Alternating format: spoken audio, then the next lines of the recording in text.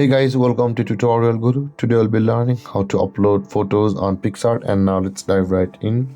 Now to upload photos on Picsart, first open up a Picsart app on your phone, and after opening a Picsart app guys, you land on this interface, which is the home interface of Picsart. Now in order to upload photos on a Picsart app guys, on this interface, at the bottom right corner of the screen you can see a bunch of icon available for us. At the bottom of the screen there is the folder or the file icon available for us at the bottom right corner.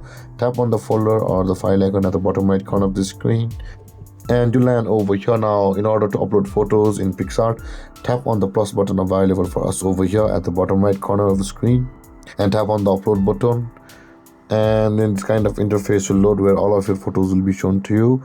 Now in order to upload it, tap on the photo which you want to upload, and that photo will be uploaded like this over here guys. You can see it has been uploaded. And with that being said guys, this is how to upload photos in Picsart. And if you have any confusions or questions regarding the topic, feel free to comment in the comment section below, and don't forget to like, subscribe and hit that bell icon for more videos. Thank you for watching guys. Peace.